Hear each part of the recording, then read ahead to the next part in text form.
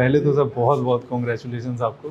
आप अपनी जर्नी के बारे में कि कैसे कितनी मुश्किल भरी रही और फाइनली करने के बाद कैसा लग रहा है, कुछ कम शब्दों में आप बताना चाहो। जर्नी तो काफ़ी लंबी रही है सर मेरी, और ये मेरे यूपी पीसीएस का 9th अटेम्प्ट था।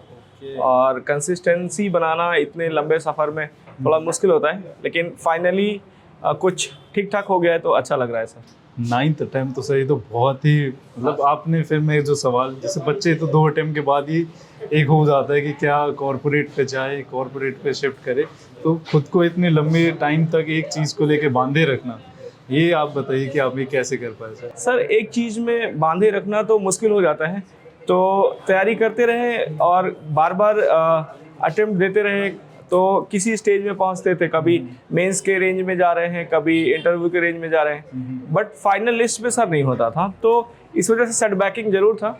और मैं इसके साथ ही सर 2018 में मैं ministry of commerce and industry में मैं एसएससी के द्वारा चयनित हो गया था। तो एक वो था पॉजिटिव फैक्टर कि मैंने वो सर्विस ज्वाइन कर ली थी सर, और साइड बाय साइड में प्रिपेयर भी कर रहा था। और इसके साथ साथ मैं फोरम आईएएस की एक एमजीपी टीम है, उससे मैं एसोसिएट हो गया, तो सर उसी हिसाब से जर्नी चलती रही। और अदर देन दिस ऑल्सो कि 2024 की ये जो एग्ज़ाम प्रोसेस था पूरा, ये इसने खुद 2 साल ले लिए, तो इसलिए सर लंबा होता गया। एक चीज़ सर, जैसे तैयारी में आना तो आसान है, पर आप एक बार आ जाओ तो ये तो एंडलेस हो जाती है। तो तैयारी में आने से पहले ही कोई 3 चीज़ें आप बताओ कि अगर ये चीज़ मेरे अंदर है तो मेरे को यूपीएससी या स्टेट मतलब पब्लिक सेवा में आना अवॉइड करना चाहिए। ऐसी क्या 3 चीज़ें हैं जो अगर किसी के अंदर है तो उन्हें अवॉइड करना चाहिए? सर फर्स्ट ऑफ ऑल क्या है कि एक प्रिपरेशन के दौरान कहते हैं कि मतलब अगर आप इस चक्रव्यूह में फंस गए तो उससे कितनी जल्दी आप निकल पाते हैं, ये थोड़ा सा मैटर करता है। तो मेरे लिए वो चक्रव्यूह वाली ही कंडीशन लगभग हो गई थी।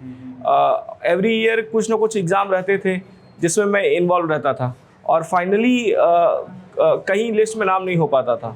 तो 3 चीज़ें जैसे आप पूछ रहे हैं कि कुछ नहीं करना चाहिए, first of all sir strictly मैं ये कहूँगा कि आप जैसे ही आप अपना सिलेबस कवर करते हैं, सिलेबस कवर करने के बाद आप आंसर राइटिंग पे जरूर फोकस करें, क्योंकि at the end of the day जो आंसर राइटिंग आपकी होती है वही आपको पहुंचाती है इंटरव्यू स्टेज की तरफ। सेकंड ये है कि आप मल्टीपल रिवीजन करते रहें, और 8 से 10 घंटे तो आपको पढ़ना ही पढ़ना पड़ेगा इस पूरी प्रोसेस में, और इसकी कंसिस्टेंसी मेंटेन करने के लिए आपको हमेशा तैयार रहना पड़ेगा। थर्ड थिंग इज़ कि आप अपने आप को रिवॉर्ड कर सकते हैं जिस दिन आप एक्स्ट्रा एफर्ट लगाते हैं उस दिन।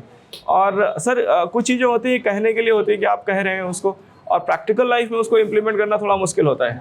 तो हर चीज़ों में बैलेंस करना पड़ता है। जिस साल आपने बैलेंस कर लिया, जिस साल आपने एक सेक्टर पे काम कर लिया, एक इनपुट पे काम कर लिया, तो उस साल आपका रिजल्ट बनने के चांसेस अच्छे हो जाते हैं सर। ठीक है। एक चीज़ सर और भी कन्फ्यूजन रहती है, वो होती है कि प्लान बी, क्या पहले मैं प्लान बी कर लूँ, एक जॉब ले लूँ पहले, जैसे आपने बताया कि क्या एसएससी के थ्रू या कोई छोटा गवर्नमेंट एग्ज़ाम या कोई प्राइवेट सेक्टर की जॉब पकड़ने के बाद इस जर्नी में आऊँ, या एक होता है कि कॉलेज के बाद ही मैं पहले 2-3 अटेम्प्ट दूँ और फिर स्विच करूँ अगर नहीं सर मैं ये नहीं सजेस्ट करूँगा कि आपके पास ऑलरेडी प्लान बी होना चाहिए। फर्स्ट ऑफ ऑल आप प्लान ए पे ही आइए और इसी पर 100% दीजिए अपना, और 2 साल कम से कम तो दीजिए, सो दैट आप इसके लिए प्रिपेयर रहें।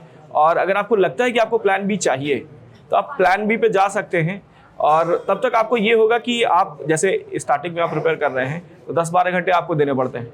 जब आप प्लान बी के साथ अगर आप कर रहे हैं तो 5-6 घंटे में भी चीज़ें कवर हो जाएंगी। क्यों? क्योंकि आपने ऑलरेडी टाइम दे रखा है पहले से।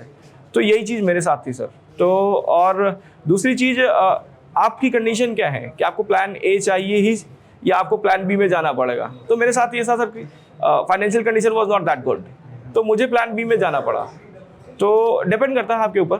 अगर आप इतने सफिशिएंट हैं, प्लान ए के साथ आप कंटिन्यू कर सकते हैं, तो मेरा सुझाव यही है कि आप प्लान ए के साथ ही जाइए। ठीक है। एक जो गांव से आते हैं जिनकी इंग्लिश उतनी खास नहीं होती, एक हमेशा वो रहता है कि क्या ये एग्ज़ाम हमारे लिए है या बस जो अमीरों के बच्चे हैं जो काफ़ी मतलब होता है इंग्लिश मीडियम में पढ़े हैं, अच्छे बड़े कॉलेजों में पढ़े, ये एग्ज़ाम उन्हें ही प्रेफर करता है। तो आपके हिसाब से क्या इसमें है कि एक गरीब घर का बच्चा भी आके इसमें बन सकता है आईएएस आईपीएस? या सर मैं एक उसका एग्जांपल हूँ सर, कि अगर आप ग्रामीण परिवेश की बात कर रहे हैं या गरीब घर के बच्चे की बात कर रहे हैं, तो इन रियल मैं उस चीज़ से बिलोंग करता हूँ कि ग्रामीण परिवेश में आपने एजुकेशन अपनी करी, फिर आप कॉलेज करते हैं, देन प्रिपरेशन के लिए आते हैं, तो मैंने इंग्लिश मीडियम ही सर चुना था और उसका फ़ायदा भी मुझे मिला। लेकिन ये ज़रूर है सर कि संघर्ष आपका बढ़ जाता है, क्योंकि आप क्या है कि आप थोड़ा सा पीछे से आप रेडी हो रहे हैं और लोगों इसमें थोड़ा सा पीछे से आप रेडी हो रहे हैं, तो आप और लोगों के मुकाबले आपको एफर्ट ज़्यादा लगाने पड़ेंगे।